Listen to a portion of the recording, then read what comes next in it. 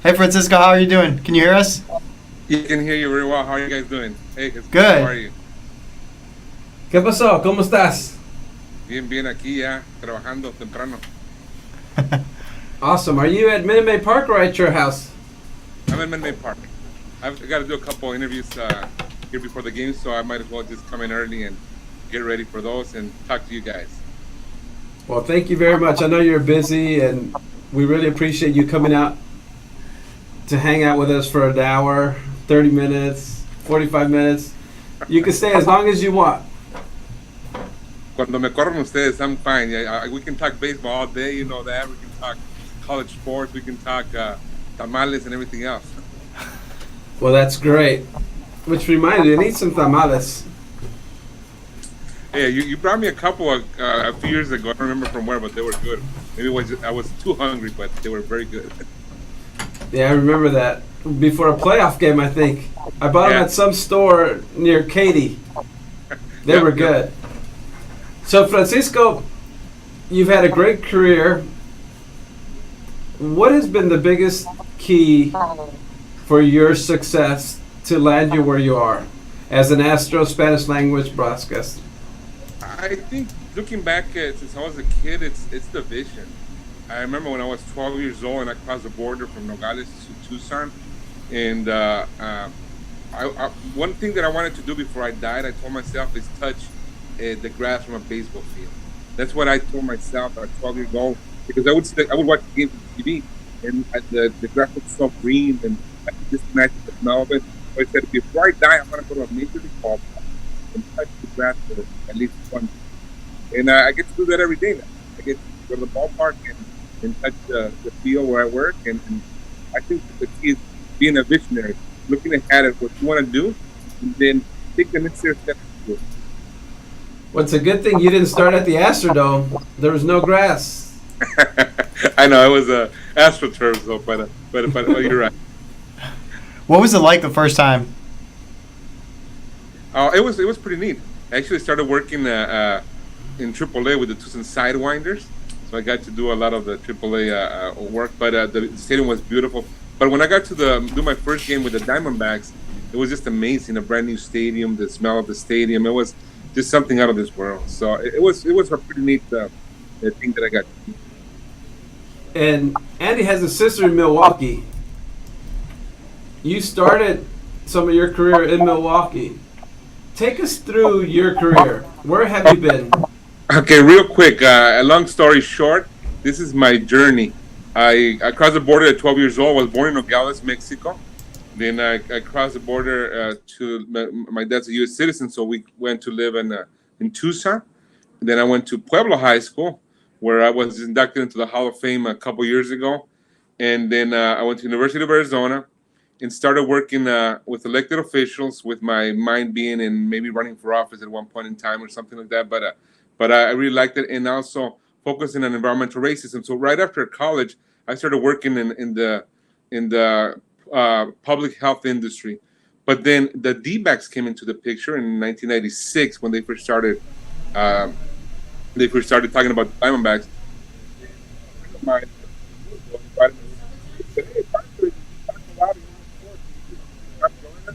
So I joined the movie sports, and I interviewed for the D-backs. I didn't get it because I was very young. But the second year of the D-backs, the main broadcaster came from Mexico. He didn't have his visa ready, so they asked me to go and call some games. So I did, and then I stayed on the production side of it. That was back in 1999 and 2000, and I started teaching English to the kids who stayed for extended spring training. But at the same time, I was hired by the Tucson Sidewinders, director of Hispanic marketing and broadcaster. At that same time, I started broadcasting Arizona basketball games and football games. And then after that, I got hired by the Brewers to do all their home weekend games at home on Telemundo. Then the Twins also hired me to broadcast some of their home games while they were trying in Spanish. And so by that time, I had already done D-backs, Brewers, Twins. Then the Reds hired me. But at the same time, when NBC bought Telemundo, I went to work full-time at Telemundo as a sportscaster. So my main job was a sportscaster. And check this out. At one time, I was doing my regular job at Telemundo, news at 5 and 10. Then I was doing Arizona football, Arizona basketball, Brewers, Twins, and Arizona Cardinals. I was doing the halftime report on the Arizona Cardinals, and the same time I got married, so I was very, very, very busy. But so and then in 2008, the position opened for the Astros. I applied for it, and I was blessed enough to get hired by the Houston Astros. And ever since 2008, I've been doing Houston Astros baseball games, and in the winter, I go back and do Arizona football and basketball. But it's a little, it's a short version of what my journey has been. That's an impressive That journey. is. And I love the fact that you use the word journey, because here in La Vida Baseball, we celebrate that journey every day with the ball players.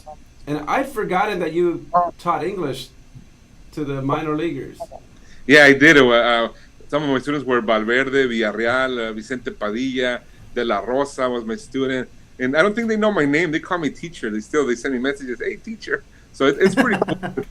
Pretty cool to have done that. Did they call you teacher or profe? Teacher. Teacher. Oh, that's awesome. Yeah, Ramon on Facebook says he wants to know what your opinion of the Gurriel brother, Yuli, is. He said, I saw his dad played in Nicaragua. He was a great player. It's an amazing story. I think they're called the Royal Family of Baseball in Cuba. And before Gurriel was born, Yuli, his dad had already, not a couple, but a lot of gold medals international. It's a great story. And players like that should have an opportunity to play in Major League Baseball, the best baseball in the world. And Yuli's a great person. He's so humble. I only met his brother a little bit, but I've talked to Yuli. He's a great guy. And I haven't talked to his dad. I want to get him on our broadcast one of these days. But it would be pretty neat to talk about international baseball with his dad. Which is pretty cool because you have a lot of the parents. I've met several parents over the years when they go visit your booth. Yes. Altuve's dad has been here. That was great. His eyes were watery. Correa's dad has been here. Osuna's dad has also been with us. So it's pretty neat that we get to know their families and the stories behind the scenes. It's something pretty cool. It's amazing what these guys go through all their lives to get to accomplish the goal of playing Major League Baseball. The most important thing is how focused they are. Sometimes we criticize players, but the reality is they put a lot of hard work into it. You've seen it, Jesus, and they get to the ballpark at 1 o'clock for a 7 o'clock game, and they leave their families. A lot of them are young with kids, so they put a lot into playing good baseball. How good are the Astros this year? They're very good. They're very good. I have been lucky. Hey, I've known you for about 12 years, to be correct. but going back to those 12 years, I've seen the evolution from coming from a World Series, which they lost in against the White Sox, to rebuilding the team and watching these guys. They are very good. I mean, from my point of view, from our broadcast point of view, there's very little holes. There's 162 games. It's going to be bad games.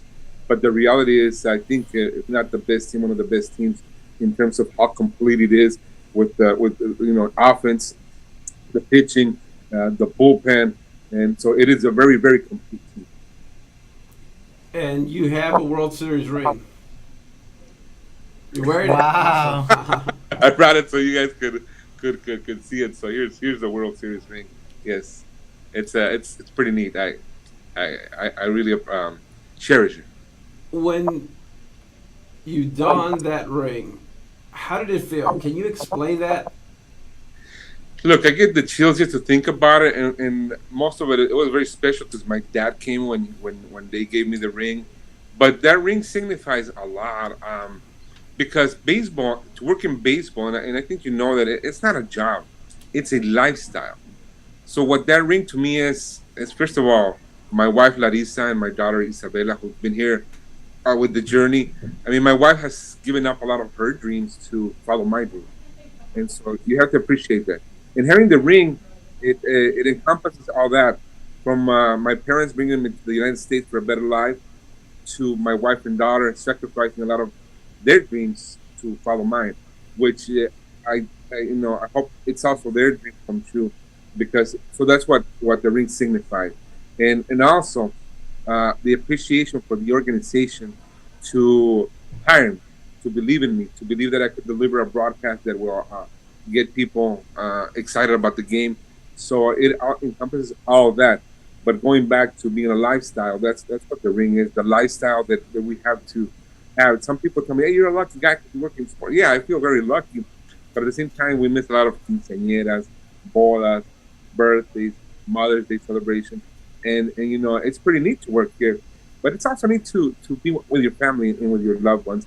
And we miss a lot of that for working in this great industry and that we love. And so we give some of that stuff to work in the industry that we love. We discuss the journey all the time here. Your journey is pretty special, pretty interesting, and I'm sure your dad appreciates how much his sacrifice has paid off through you. Your dad was a miner, and he worked really hard. Tell us about your family. 7 kids, 7 brothers and sisters, and my mom sacrificed a lot of her dreams too to be able to raise us. My dad worked in the mines. He grew up in the United States in the border town of Nogales, and at 17 he got his first. Actually, he was rejected from his first mining job because he was very skinny. But so he started working very, very hard. They got married at an early age. They had 7 kids, a year and 3 months apart, almost exactly. The first 5 or 6, and but my brother just graduated from. He just got his bachelor's degree at 48 years old after serving 20 years in the Air Force. So that was pretty cool. And so 6 of us have degrees. One of them is working on it, but and one has 2 master's degrees.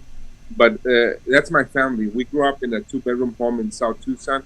And being a miner at that time, my dad made good money. I mean, but you know, to support 7 kids and a wife, that's 9 people. And so nothing was ever denied from us.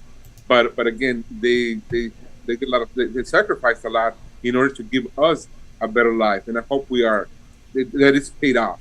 But it's neat to see them now being retired and taking their trips and relaxing a little bit. So they sacrificed a lot.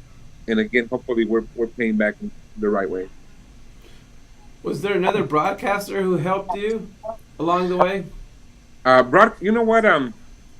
I want to say something. When I got to Tucson at 12 years old, we were in love with Fernando Valenzuela and the Dodgers. I mean, who wasn't? I heard you talking La Vida Baseball about Fernando Mania and all that stuff.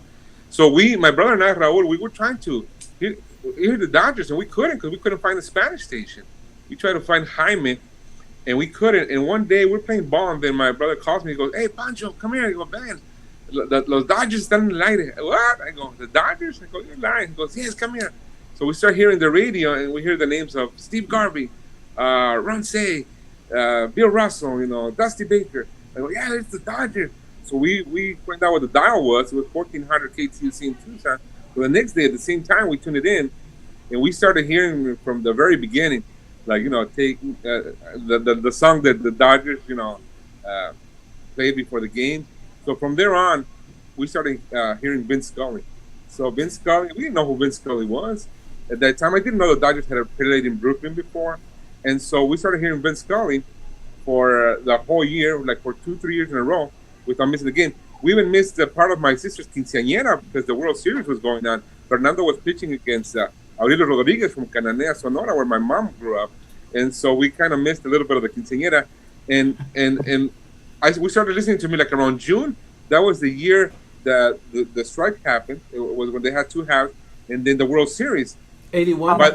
81. By the time we got to school in September, I kind of knew English.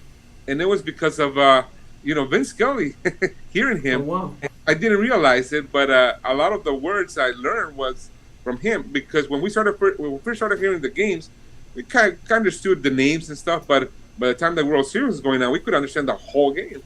So, wow. I mean, he didn't know it. And the first game I ever broadcasted was D-backs against the Dodgers at that time was Bank One Ballpark. And I got to have dinner with Vince Scully for 15 minutes. I got to eat with Vince Scully. And this is a good story. When I went to work for the Brewers, 5 years later, the Dodgers come to town. So I go and knock on Vince's door, and I said, "Hey, Mr. Scully, I don't want to bother you. I just want to say hi." He goes, "Francisco, come in." He goes, "Hey, good to see you." I'm like, "What?" He knew my name. Wow, that's awesome. Have you told Vin Scully that story? Yeah, we told him. We told him he got choked up a little bit, and there was a couple of papers who heard us talk, and they wrote a couple articles on that. But Vin knows this story. I don't know if he still remembers it, but we did tell him. I told him, hey, I learned my English listening to your games, and he was pretty moved. That's awesome. Wow. How about Jaime Jarrin? I'm sure he's.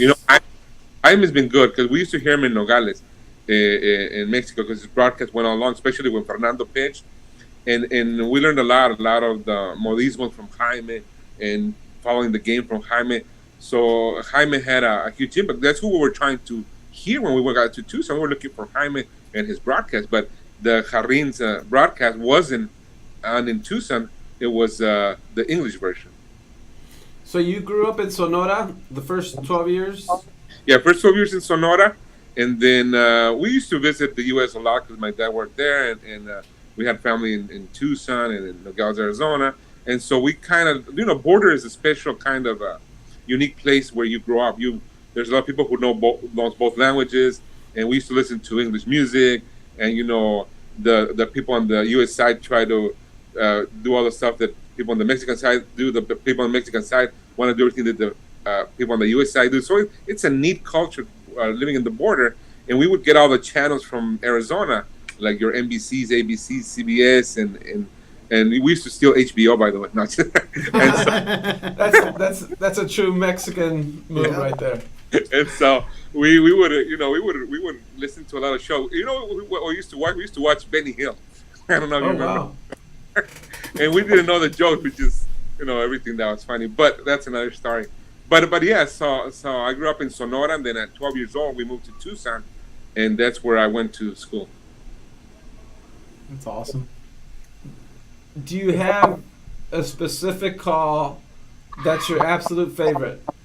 You know what? It's been a few calls. It's the very first call I made while working for the Diamondbacks, because it was my very first broadcast, and there's been other ones like the Mike Myers no hitter. The World Series was pretty neat. So it's not just one. I wanna say it's a combination of the whole experience, because you put all that into one, and I guess it's just one call, but it's your whole career that's how the way I see it. So the Fires no hitters sticks out. Yeah, it sticks out because it was pretty neat. It was pretty electric. It was, the team was playing good. Correa had just gotten up. The trade was just made, and so it was because of the electricity at the stadium. It was against the Dodgers, and Fires was on fire. It was pretty cool. I guess that feeling, the feeling of being there for that moment, and the house was packed. Minute Maid Park was just rocking. It's like, wow, these fans are great, and you feed from that energy. So that was pretty special because of the feeling I had. Does it make it easier to call a game when the environment's like that? Look, when you love what you do, it's yeah. Oh, when the environment is like that, yeah, it makes it a lot easier. It just feeds into you. It flows. I mean, like you can feel your blood go through your body. It's you feel lightheaded. It's a pretty cool feeling. Rebecca on Facebook says she's a fan of Francisco. Your story is awesome. Oh, thanks. We all have a story. And I appreciate it. Being a journalist. I get to hear a lot of stories, and sometimes not all of us have the chance, like I do right now, to tell it. But we all have a story, and I'm sure her story is pretty neat too. Houston, the most diverse city in the world. Big Latino community. What does it mean to you to represent that community and to tell the game stories through your broadcast? It's pretty neat because of the diversity of it.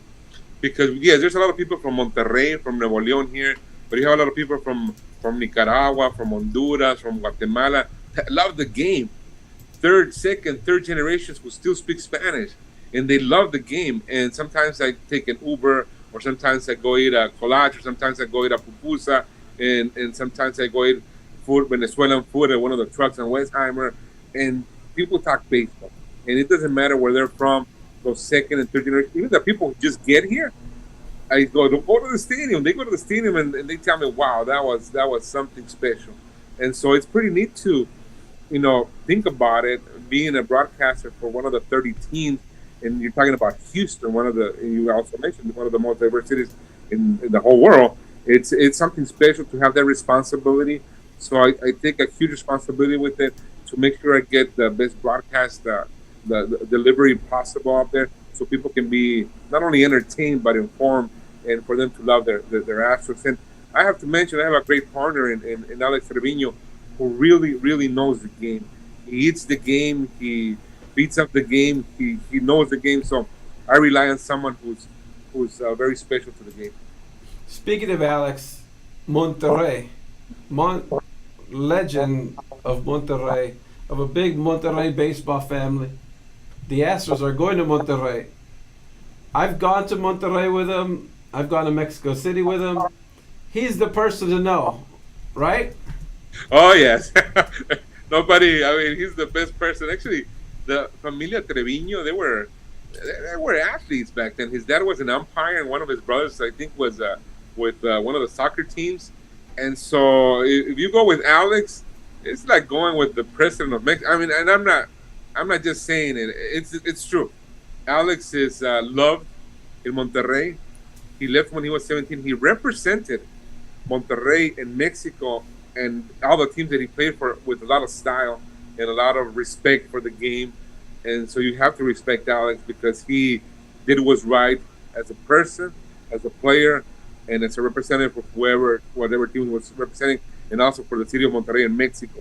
The catcher with the Mexican catcher who has got the most games in Major League Baseball, 13 years in the majors, I believe 5 or 6 teams he represented. So it's an honor. It'll be an honor to go with Alex to be a long time in Monterrey. Caught Fernando. He got Fernando. He's got great story. We'll ask him. I love, as you know, when I covered the Astros, I would always go and hang out, at least for an inning, 2 innings, steal your Diet Cokes, and listen to the broadcast, and appear on it from time to time. Do I have a future in Spanish language broadcast? Be honest. You know what? With your knowledge and your Spanish is very good. Of course, you have a future. And I like to pick your brain on more stuff, but maybe I just don't want to get there. But no, you've been totally honest. Your knowledge of baseball, the years you covered, you'd be a great commentator for anything, English or Spanish. Yeah, I need to improve my Spanish a little bit more, because every time I listen to you, I realize, I have no chance of ever doing this, because you're so good, and obviously your Spanish is perfect. But I just love listening to you guys, the passion. Will you humor me and deliver a home run call for Andy Martinez? Your patented home run call. For Andy Martinez. Okay, here it is. Andy Martinez. Okay, here it is. Who's pitching? Jesus I'm hitting it off Jesus. Vamos a la parte baja del segundo episodio. Pichando Jesús Ortiz. Ortiz con el número 40 en su uniforme. Andy Martínez bateando por los derechos. Listo el pitch, lanzamiento para el Pentágono, un poquito bajo, es bola. La primera bola mala, una bola con 0 strikes. Jesús sudando la gota gorda porque Martínez es un gran bateador, un toletero, el cuarto tolete.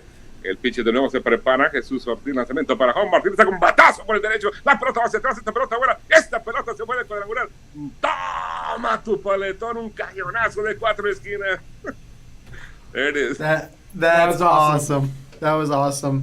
Did you see me do the bat flip? You did the bat. I bat flipped. I'm hitting him next time up. I'm hitting him. You gotta hit him.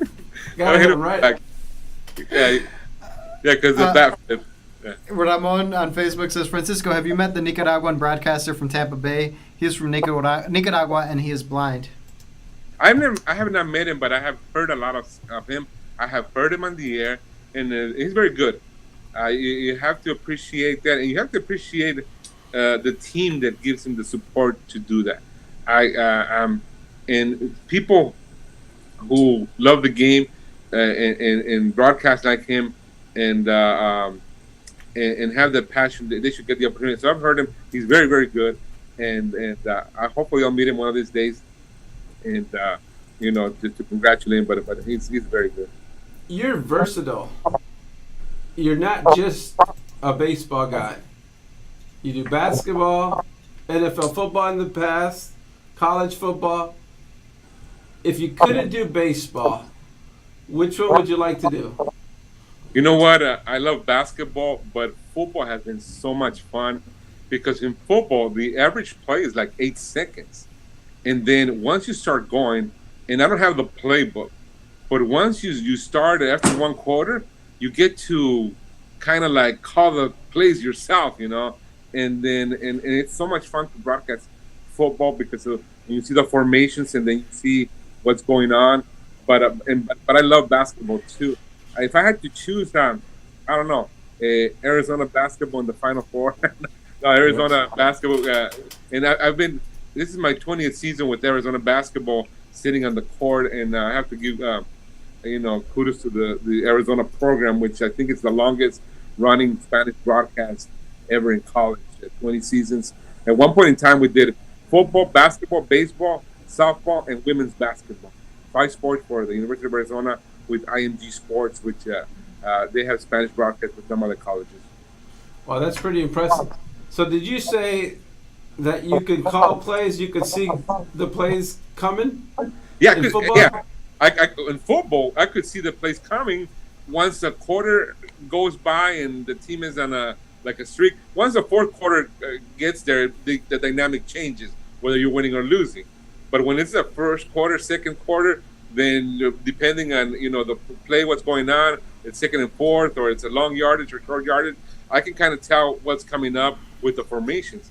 And sometimes it's not right, but most of the times it's pretty neat that you can know what's coming up and then just follow the play and have it that way. So you're like Tony Romo. I just can't throw that hard. And a lot of people don't realize Tony Romo's dad was born in Mexico, right? Or his grandpa was born in Mexico. Well, they have roots. I think I'm not sure the dad or the grandfather, but yeah, he has Mexican roots. That's awesome. Isn't his first name Antonio? I think so. I'll Google that, but I'm pretty sure. Yeah, Ramiro Romo. There you go. So why didn't you ever tell me that they call you Pancho? I should have known, though. I'm changing my name to Francois. Francois, there you go. No, in the family, they call me Pancho, Chito, Panchito, whoever, depending on who it is, they call you different. You and I know these guys, but for people who don't know them, just quick sound bites. I'm going to give you a name. You're going to describe the person. You cool with that? You want to play this game? Yeah, let's do it. Let's see. Jose Altuve. The greatest in every aspect of his life. Family, player. I don't know if to say coworker, but he's great. Carlos Correa. He's Correa. How can I describe Correa? Correa, great athlete. I mean, and so humble. Correa is very humble. Correa always thanking you for even saying hi. So Carlos Correa is a great person, along with him and his family. Francisco, I guess your monitor's being pixelated a little bit. Would you like to redial in? You just have to refresh the link that we sent you. Okay, let me refresh it. Should I do it now? R. There it is. Let me refresh it. Yeah, okay. It was getting a little pixelated, so we just wanted to make sure, you could see him, and it wasn't. For those who are just tuning in, we have Francisco Romero, Spanish language broadcaster of the Astros. He's reconnecting right now, so we should have him soon. There we go. That's a lot better. Okay. He's in his 12th season, started in 2008. One of the best Spanish language broadcasters. Baseball, basketball, football, versatile, very knowledgeable, from Sonora, Mexico. All right, so we're playing this little game. We've done Altuve, we've done Correa, Osuna. Ozuna is a stud. Huh? Ozuna had he's got no fear. Even if maybe in the past there was some psychological issues, the guy has no fear. He goes out to the mound, the stud. He has 3 or 4 pitches that he can use, 5 pitches. Excuse me. He goes in there and does the job. Yuli Gurriel. Gurriel is he's a superstar. He's a movie star. Gurriel has style. Gurriel, he blinks that eye, and he just goes out and does the job. He does the job with his bat and his plate rather than with his mouth. He's just a movie star. George Springer. Super Springer. We call him Superman. El hombre de hierro. Springer is an amazing athlete. So he's the Superman. He can hit, he can run, he can fly. So we love to call his highlights. Verlander. Verlander is the ultimate professional. So we don't want to call him the professor yet because that name belongs to Brent Strom, el profesor de los Astros. But Verlander will get to that eventually. He's like your office boss. Wow. AJ Hinch. Oh, AJ Hinch is I'd say AJ Hinch. He's how can I describe him? He's so relaxed and so intense at the same time that it seems like even if when he's walking, this is my feeling, if his brain is just going 100 miles per hour, figuring out what he's gonna do during the game. Even when he's on the bench talking to the press, he just has all the right answers, but not just the right answers. When it comes to doing what he talked about, it happens. So I see him like a little machine that his mind's always working. I don't know if you see him that way, but I see him that way. Jeff Luhnow. Oh, Jeff, el arquitecto. Jeff Luhnow is he builds things, and he's an economist, and I want to have the vision that I was talking about. My vision, the vision that Luhnow has. We have gotten to know him quite well because every Friday he's with us on the air and during the second inning, and we'd like to pick his brain. And one of the best things he said after winning the World Series says, "Who would have thought that utilizing the piggyback system would win at the World Series?" I mean, and you know what the piggyback system of pitching is. So who would have thought that when it was something out of the box? And just to elaborate a little bit, took a lot of criticism because they were doing the piggyback system in the minor leagues. And for those people who don't know, the piggyback system is you use 2 starters, 4 innings, and then the next 4. And almost with everything the Astros have done with Jeff Luhnow, a lot of people criticized it, and it worked out. I'm going to mention Jim Crane. You don't have to answer because he's the owner. But one thing I respect about Jim Crane and Jeff Luhnow, they had a plan and believed in themselves and didn't care what the idiots like me wrote or scouts. I mean, they had so many people in baseball cheering against them because they were truly outside of the box in an industry that doesn't like outsiders.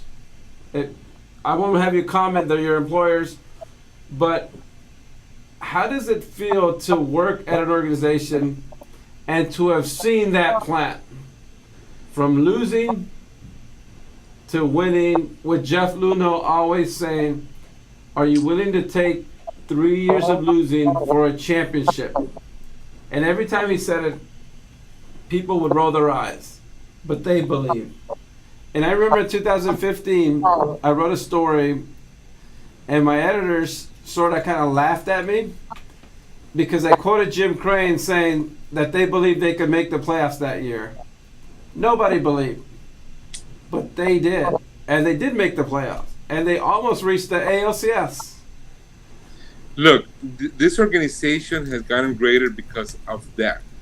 I have to mention that when they first started talking about the plan, and we were part of the team, and they were talking to us, that's the best thing they did because, and we bought into it. Alex and I, and you know that Alex is a true baseball person. And when they started talking about all these things, Alex would tell me, you know what? That makes sense. They were talking about information. Sigma out. When he would sit here with us for a couple hours, we would just pick his brain about data, about how they applied it, about what kind of degree you needed to get those equations going, about the video. And then Jeff started telling us about things that they implemented in minor league baseball, such as the piggyback system and other things that they implemented. When they brought in Colin McHugh, when and they started talking about his sequence of his pitches and all this and that, and so we bought into it. And then, of course, I've had not a lot of conversation with Jim Crane, but the little that I had, he would always mention, hey, we're on the right track. And so seeing all that work little by little, but the thing that impresses the most is that things started working out in the minor leagues. So you saw it coming. It's like a flow of water. That it was just coming and coming, and you could see it. You could see the success. You could see the minor league teams winning championship. You could see the minor league teams developing. Jeff talked about the diet of the players. He talked about the exercise regimen. He talked about all those little things, and then they started coming in, and you started seeing the success that the team was having, and then you started seeing that at the major league level. So we bought into it. I think the organization as a whole bought into it. All the employees, and it got us very, very excited. And the best thing is that the city bought into it too. The fans were excited, and so a lot of them didn't, of course. A lot of reporters didn't, but talk about the journey. The journey from 2011 up until now has been nothing but great pleasure. We lose, the team loses, the team wins. That's baseball. Last year we had a great team that injuries obviously would make it to the World Series, but you can't be more excited than the last 7-8 years of Astros baseball, even with those seasons where they lost, because you knew something great would happen. And they had a Rule 5 pick. I'm trying to remember how they acquired him. If they acquired him through a trade, Boston. But Marwin Gonzalez. Yeah, the Cubs to Boston, and they got him. Jeff told me, when Jeff stepped into the office, 2 hours later, I could be a little bit wrong, but he said, 2 hours after I stepped into my office, my first day, I had Marwin Gonzalez. And then the rest, tells the story. But Marwin was the first player he acquired.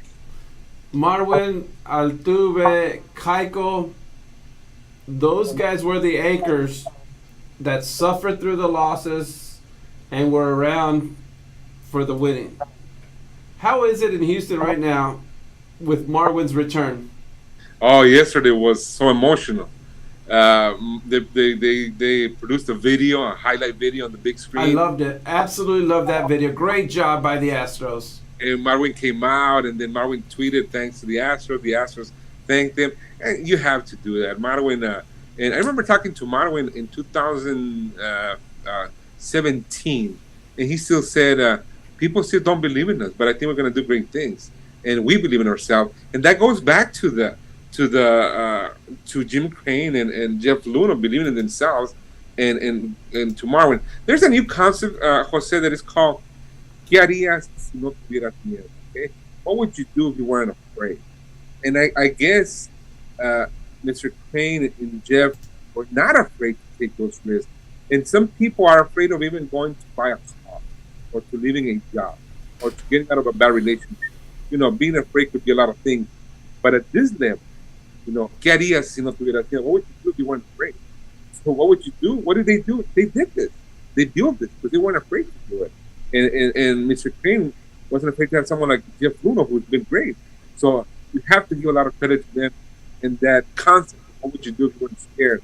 That's been applied because they weren't afraid to do new things. And I guess we have to take that into our own lives and not be afraid to do things that we want to do. And going back to my journey, I think that's one of the things I did. I wasn't afraid of doing things Like, you know how we got to broadcast Arizona basketball? I was covering Telemundo, sportscaster covering the Arizona Wildcats. And so I broadcasted from Nogales, Mexico today. We broadcast the team. I don't know. I go, let's go check it out. So we went into Mr. Jim Livengood's office, who at that time was the head of the NCAA selection committee. We knocked on his door. He opened the door, and we asked if we could broadcast a game, one game. And 20 years later, we're here still broadcasting Arizona basketball. Why? Because we weren't afraid to go and knock on the door and ask for that. So that's one thing. The Astros did it at this level, and I think we can use that for anything we want to do in life. And for those of you who don't know, Francisco truly lives his life that way. He's not been afraid.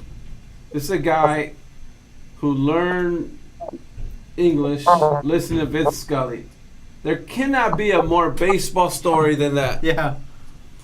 And he's traveled the world, the country, I should say, to build his baseball career. He didn't just go to Arizona, to Houston. He took his...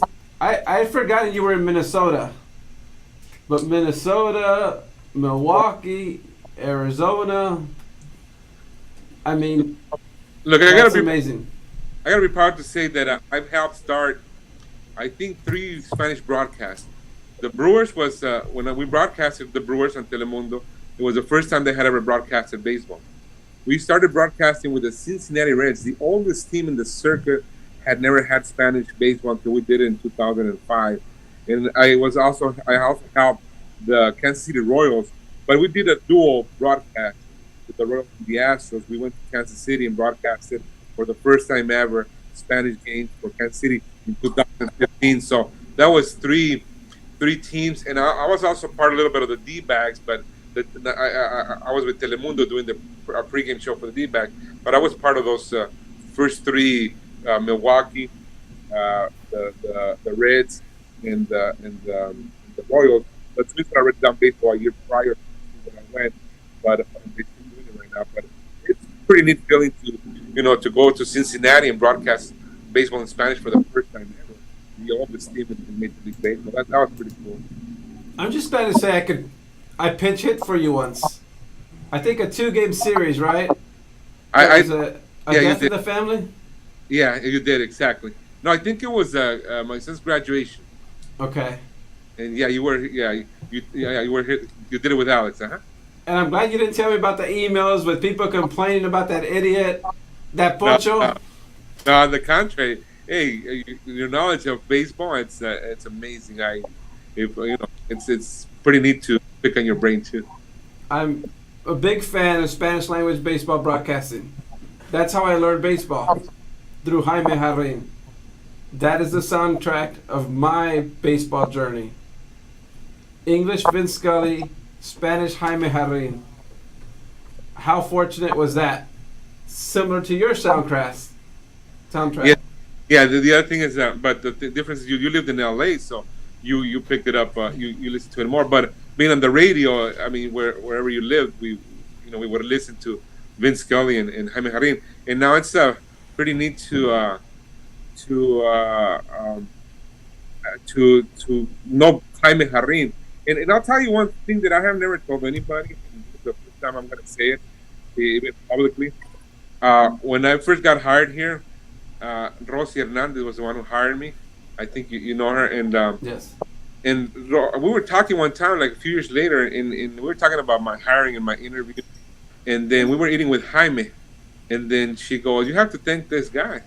I go, and Jaime just looked at us, and he goes, "Why?" He goes, "Because Jaime was the one who listened to your tape, to the few tapes that we had selected for the finalists, and he said, you got to hire this guy. You have to hire this guy." Jaime didn't even know who I was, and so, but I didn't know that. So Jaime gave Rosie a thumbs up or recommended that I should be hired. So it's not that. So she sent the recommendations or the tapes to him, and he recommended that I be hired for the job. Wow, that's incredible. That's so incredible. And Jaime said, "No." He goes, "That wasn't me." He goes, "I just gave a recommendation." He said, "It wasn't me who who did it. So, but Rossi did say you have to thank this guy. He goes, you have to thank Jaime. That's what. That's a heck of a recommendation. Yeah, he didn't know me. We thought because a lot of people think that a lot of these hirings are political and stuff, but they're not. Major League Baseball does their homework, on who they want to hire, because you got to hire the best and someone with passion. I mean, I don't want to say that I'm the best, but no, you just did. Well, I think the best for that job. Exactly. Let's go with that. I know you're very humble, and I respect that so much, because a person who's accomplished as much as you've accomplished has the right not to be as humble as you are, but that shows how well you were raised by your parents, because you do have that humility. No, we have to. I mean, we're in this life for a very short time. We can't pretend someone we're not, or we can't humiliate other people. So we have to. Things can happen in a flash, and so we have to appreciate life and who's been around us and who's helped us, our family. So we have to do that. Well, I'm so grateful that you've been on here for 45 minutes. Do you have any more questions? Yeah, we got a couple of fan comments that really quickly.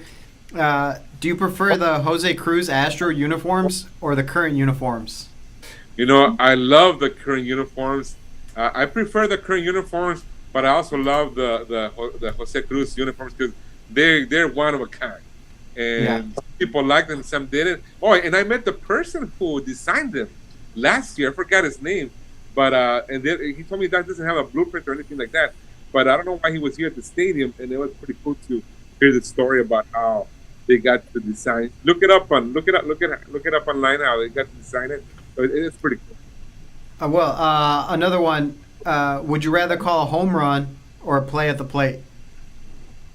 Oh, I love calling home runs. Home run. I'm always ready for the home runs. I have a few calls, but I love the home run call. And then last one, Ramon on Facebook says, do you recall the Gonzo base hit against the great Mariano Rivera in the World Series? Yes, I was in the tunnel. Check this out. As it got into November, I called an Arizona basketball game on Game 7 of the World Series. So I was trying for the basketball game to finish. And so I drove up to Phoenix, and I got there like in the third inning. And so covering it for Telemundo, I was supposed to cover the winning team. So I was outside the Yankees clubhouse. And so I was in the tunnel watching the big screen. And when that hit, when he got that hit, it was like, I don't know how to describe the what was going on in the tunnel, because then I had to go to the D-backs locker room. So as soon as the run came in, it was a chaos inside. And we had the camera on. And so I think my camera still has that footage of all the reporters and cameramen going all over the places. It was pretty neat, but I didn't see it. I watched it through the monitor, so I recall it very well. I was waiting to go into the locker room. Well, thank you very much. I have one regret. I didn't ask you about Jose Cruz. Your thoughts on Jose Cruz and working with him? Look, working with Jose Cruz it's been a lot of learning about his life, about his baseball life, about how he approached the plate, about how sometimes we watch YouTube videos of him, and he describes exactly what he was feeling at that time. And working with Jose Cruz is similar to working with Tony Oliva. With Tony O, he was my color commentator with the Twins, and so I compare them both a lot about their stories. But Jose Cruz is something pretty special. I don't see him as a ball player anymore. I see him as family, because that's what we've become. And I like to pick on his brain a lot too. And so it's been a pretty neat working with Jose Cruz and Alex Trevino at the same time. But Jose is very special. He's got a big heart, and he's a very special person. Pues muchas gracias, hermano. Yeah, muchas gracias. I look forward to having another dinner with you at Minute Maid Park. I'll see you in a couple weeks. Okay, muchas gracias, and thank you for the invite. It's been a pleasure, and thank you. Thank you so much. Adios. Adios.